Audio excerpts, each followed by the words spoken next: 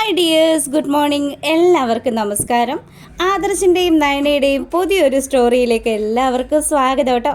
അങ്ങനെ നമ്മുടെ നയനയും നവ്യയും കൂടി വീട്ടിലേക്ക് കയറി വരിക. അച്ഛനെയും അമ്മയും കണ്ടതും നമ്മുടെ നയനയ്ക്ക് ചെറിയൊരു പതർച്ച ഉണ്ടെങ്കിലും നവ്യ പറഞ്ഞു, അച്ഛന് വയ്യാത്തതല്ലേടി, ഒരു കാര്യങ്ങളും അച്ഛൻ അറിയാൻ പാടില്ല. അല്ല, നന്ദുവിനെക്കുറിച്ച് ചോദിക്കില്ല ചേച്ചി, അപ്പോൾ ഇനി എന്ത് നമ്മൾ സമാധാനം പറയുമെന്ന് നയന ഇങ്ങനെ ചോദിക്കുക. നമുക്ക് എന്തെങ്കിലും പറഞ്ഞ് സമാധാനിപ്പിക്കാം. എന്തായാലും അച്ഛനോട് ഇപ്പം തന്നെ പറഞ്ഞു കഴിഞ്ഞാൽ അച്ഛനത് താങ്ങാൻ പറ്റിയില്ലെങ്കിലോ എന്ന് പറഞ്ഞ് അവളും അതുപോലെ നമ്മുടെ നയനയും കൂടി ഗോവിന്ദൻ്റെയും കനകയുടെയും അടുത്തേക്ക് ചെല്ലുക. അങ്ങനെ അച്ഛനും അമ്മയും, നന്ദു എവിടെ മക്കളെ? നന്ദു നിങ്ങളുടെ ഒപ്പം അല്ലേ പോകുന്നത്? ആ, നന്ദു ഞങ്ങളുടെ ഒപ്പം തന്നെയാണ് വന്നത്. ദേ ഇവള് നന്ദുവിന് വേണ്ടിയിട്ട് എന്തൊക്കെയാണ് വാങ്ങിക്കൊടുത്തതെന്ന് കണ്ടോ? ആ, ഒരുപാട് ഷോപ്പ് ചെയ്തിട്ടുണ്ടല്ലോ. എന്തായാലും എൻ്റെ മോളെ, എന്തിനാ നീ ഇങ്ങനെ കാശ് കളഞ്ഞെന്ന് കനക ചോദിക്കുക. ഇപ്പോഴേ എനിക്ക് നല്ല പൈസയൊക്കെ കിട്ടുന്നുണ്ടമ്മേ. ആദർശേട്ടൻ എൻ്റെ ആവശ്യത്തിനുള്ള പണം അതെനിക്ക് നൽകുന്നുണ്ടെന്നൊക്കെ നയന പറയുക. അല്ല, നന്ദു എവിടെ? അവൾ കൂട്ടുകാരുമായിട്ട് പോയതാണോ? അവളെ കൂടി ഒന്ന് വിളിച്ചേ, നമുക്ക് എല്ലാവർക്കും കൂടി ഇരുന്ന് ഭക്ഷണം കഴിക്കാമെന്ന് ഗോവിന്ദനും പറയുക. ഈ സമയമാണെങ്കിൽ വിളിക്കാം. എന്തായാലും മക്കൾ വന്ന കാലി നിൽക്കാതെ രണ്ടുപേരും അകത്തോട്ട് വാന്ന് പറഞ്ഞ് കനകയും ഗോവിന്ദനും കൂടി രണ്ടാളെയും സ്വീകരിച്ചു കൊണ്ട് പോവുക. അപ്പോഴും നമ്മുടെ നയനയുടെ മുഖത്ത് നല്ല ടെൻഷനുണ്ട്. എന്ത് പറഞ്ഞാൽ തൻ്റെ അച്ഛനെയും അമ്മയും ആശ്വസിപ്പിക്കുക എന്ന് ആലോചിച്ച് അവൾ ടെൻഷൻ അടിച്ച് നിൽക്കുക. ഈ സമയമാണെങ്കിൽ അനന്തപുരി തറവാട്ടിൽ നമ്മുടെ 3 തരുണീമണികളിരുന്ന് ഭയങ്കര ചർച്ചയില. അനാമിക മോളുടെയും അച്ഛൻ്റെയും ഒക്കെ ബുദ്ധി കാരണമാണ് നന്ദുനിതാ ഇപ്പോൾ കിട്ടിയിരിക്കുന്നത് 16ൻ്റെ പണിയല്ലേ. ഇതൊക്കെ കേൾക്കുമ്പോൾ ജലജയ്ക്ക് നല്ല സന്തോഷമുണ്ട്. കണ്ടില്ലേ ജലജ, എൻ്റെ മരുമോളുടെ ബുദ്ധിയെന്ന് ജാനകി പറയുക. അതെന്തായാലും അഭിനന്ദിക്കാതിരിക്കാൻ പറ്റത്തില്ല. നാളെ അവൾ SI സെലക്ഷന് വേണ്ടി ആ ട്രെയിനിങ്ങിന് വേണ്ടി പോകാനിരുന്നതല്ലേ. ഇനി അവൾ എങ്ങനെ പോകാനാ? അതാണ് എന്നോടും എൻ്റെ അച്ഛനോടും കളിച്ചാൽ ഇങ്ങനെ ഇരിക്കുമെന്ന് അവളും അവളുടെ ചേച്ചിമാരും ഒക്കെ മനസ്സിലാക്കണം. എൻ്റെ അച്ഛനെ അമ്മയും ഒക്കെ വീട്ടിൽ കയറി തല്ലിയത് അവളാണെന്ന് ഞങ്ങൾക്ക് എല്ലാവർക്കും ഒക്കെ അറിയായിരുന്നു.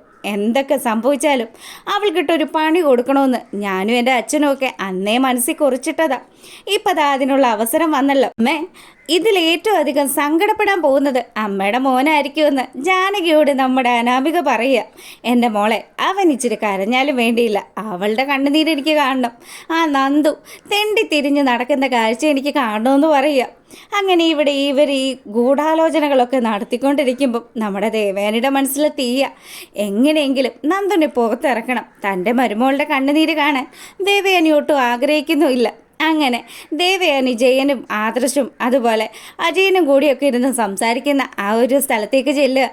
അങ്ങനെ ദേവയാനിയെ കണ്ടതും നമ്മുടെ ജയനാണെങ്കിലോ, എന്നാലും ആരായിരിക്കും മാരാർ വക്കീലിന് ഈ ഒരു കേസ് ഏൽപ്പിച്ചത്? മാരാർ വക്കീൽ ഒരു കേസ് ഏറ്റെടുത്തു കഴിഞ്ഞാൽ അത് വിജയിക്കുമെന്നുള്ള കാര്യത്തിൽ ഉറപ്പാണ്. പക്ഷേ ഇവളെയും ഇവളുടെ ഈ ഇവിടെയുള്ള അനുജത്തിയും ഒക്കെ പോലെയുള്ള ആൾക്കാർ അവരുടെ പ്രാർത്ഥനയുണ്ടെങ്കിൽ ഒരു പക്ഷേ അയാൾ കേസിൽ തോറ്റുപോകുമോ എന്നുള്ളൊരു ഭയം എനിക്കുണ്ടെന്ന് പറയുക. ഈ സമയമാണെങ്കിൽ നമ്മുടെ ദേവയാനി ഇതൊക്കെ കേട്ടവിടെ മിണ്ടാതെ നിൽക്കുന്നുമുണ്ട്. അങ്ങനെ ആദർശാണെങ്കിലോ, അച്ഛാ എന്തുകൊണ്ടും നമ്മുടെ നയനയെക്കാട്ടിലും ഒരുപടി മുകളിൽ തന്നെയാണ് നന്ദുവിൻ്റെ ക്യാരക്ടർ എന്ന് പറഞ്ഞാൽ ആരെന്ത് അതിക്രമം കാണിച്ചാലും അതൊന്നും അവൾ കണ്ടു നിൽക്കില്ല. അവൾ അതിനെയൊക്കെ ചോദ്യം ചെയ്യും. അങ്ങനെയുള്ളൊരു സ്വഭാവക്കാരി ഉറപ്പായിട്ടും പോലീസ് യൂണിഫോമിൽ വരണം. ആ ഒരു കാഴ്ച നമുക്ക് കാണണം.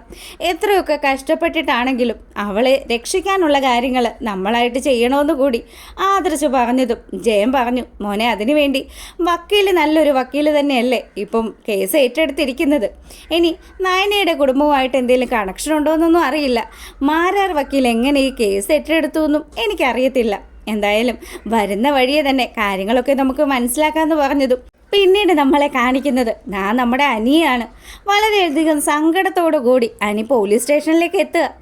അനി അവിടെ ചെന്നതും നമ്മുടെ നന്ദു ഓരോ കാര്യങ്ങളും ആലോചിച്ച് വിഷമിച്ചിരിക്കുന്ന കാഴ്ച കണ്ടതും അനി ഓടിച്ചെന്ന് നന്ദുവിൻ്റെ കൈക്ക് കയറി പിടിച്ചു. എൻ്റെ നന്ദു, നീ എന്ത് പണിയാണ് കാണിച്ചത്? എനിക്കറിയാമല്ലോ, തെറ്റുകൾ എന്തെങ്കിലും കണ്ടു കഴിഞ്ഞാൽ പ്രതികരിക്കുന്ന കൂട്ടത്തിലാണ് ഞാനെന്ന്. പിന്നെ ആ പെണ്ണ് എന്തിനാ മൊഴിമാറ്റി പറഞ്ഞതെന്ന് എനിക്ക് മനസ്സിലായില്ല. എന്നെ ആരൊക്കെയോ ചേർന്ന് ചതിച്ചതാണെന്ന് നമ്മുടെ നന്ദു അനിയോട് പറയുക. ഇത് കേട്ടതും ഇതിനൊക്കെ പിന്നിൽ അനാമികയാകാനാ സാധ്യത. അവൾ എന്തിനാ എന്നെ ഇങ്ങനെ പിന്നാലെ നടന്ന് ദ്രോഹിക്കുന്നത്? എൻ്റെ നന്ദു, നീ ഇങ്ങനെയുള്ളൊരവസ്ഥയിൽ നിൽക്കുമ്പം കണ്ടിട്ട് എനിക്ക് സഹിക്കാനേ പറ്റുന്നില്ല എന്ന് പറഞ്ഞ് അനി നമ്മുടെ നന്ദുവിൻ്റെ കൈക്ക് കയറി പിടിച്ച് നന്ദുവിനെ ആശ്വസിപ്പിക്കുക.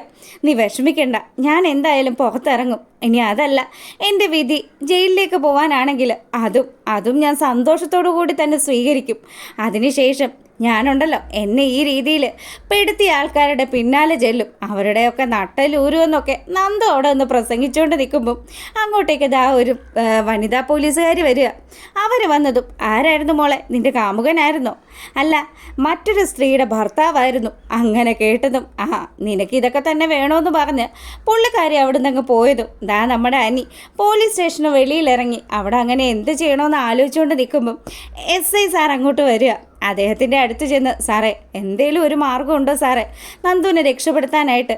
അവൾക്ക് നാളെ ട്രെയിനിങ്ങിന് പോവേണ്ടുന്ന ദിവസമാണ്. അതെ, താൻ ആ അനന്തപുരിയിലെ പയ്യനല്ലേ? അതെ, ഞാൻ അനന്തപുരിയിലെ പയ്യനാ. സാറേ, ഞങ്ങളുടെ അഭിയോടുള്ള ദേഷ്യം സാർ ഒരു കാരണവശാലും നന്ദുവിൻ്റെ അടുത്ത് കാണിക്കരുത് കേട്ടോ. നന്ദു നല്ലൊരു കുട്ടിയാണെന്നൊക്കെ നമ്മുടെ അനി അവിടെ നിന്ന് SIയോട് പറയുക. എന്തായാലും കോടതിയിലെത്തട്ടെ, ബാക്കി കാര്യങ്ങൾ അവിടെ ചെന്ന് തീരുമാനിക്കാമെന്നും പറഞ്ഞ് SI അവിടുന്ന് പോയതും അനി നേരെ വരുന്നത് അനന്തപുരി തറവാട്ടിലേക്കാണ്. ആ സമയം നമ്മുടെ മുത്തശ്ശി ഈ കാര്യങ്ങളൊക്കെ ആലോചിച്ച് വിഷമിച്ചുകൊണ്ടിരിക്കുക. മോനെ അനി, എന്തായടാ, നന്ദുമ്മളുടെ കാര്യം എന്തായടാന്ന് ചോദിച്ച് മുത്തശ്ശി ഓടിച്ചെല്ലുക നമ്മുടെ അനിയുടെ അടുത്തേക്ക്.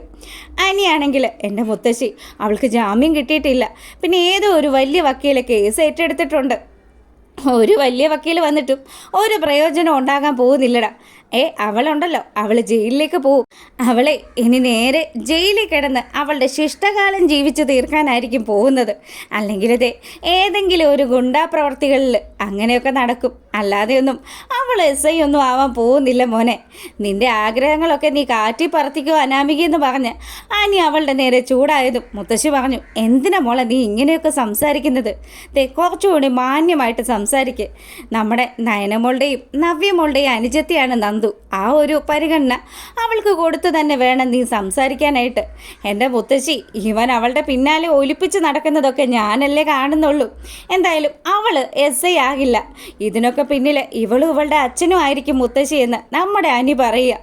അങ്ങനെ അവിടെ നിന്ന് പോയ അനാമിക വലിയ സന്തോഷത്തിൽ നിൽക്കുമ്പം അനി പിന്നാലെ ചെന്നതും, എടി, നിൻ്റെ മനസ്സിലിരിപ്പും നിൻ്റെ ഈ സ്വഭാവമൊക്കെ മറ്റാരെക്കാട്ടിലും നന്നായിട്ട് അറിയാവുന്നത് എനിക്ക് തന്നെയാണ്. നിന്നെ ഉണ്ടല്ലോ, നിന്നെ വലിച്ചു കീറാനുള്ള അരിശമുണ്ടെനിക്ക്. എടാ, എന്നാ നീ എന്നെ തല്ലടാ. നിനക്ക് ധൈര്യമുണ്ടോ എന്നെ തല്ലാനായിട്ട്? എൻ്റെ അച്ഛനെയും അമ്മയും തല്ലി ഒരുത്തി ഇപ്പോൾ പോലീസ് സ്റ്റേഷനിൽ കിടക്കുന്നത് നീ കണ്ടില്ലേ? അപ്പം ഞാൻ പറഞ്ഞത് ശരി തന്നെയാണല്ലോ. ഇതിനൊക്കെ പിന്നിൽ കളിച്ചിരിക്കുന്നത് നീയും നിൻ്റെ ആ വൃത്തികെട്ട തന്തയും ആയിരിക്കുമെന്ന്. അതേടാ, അവളെ SI ആകരുത്.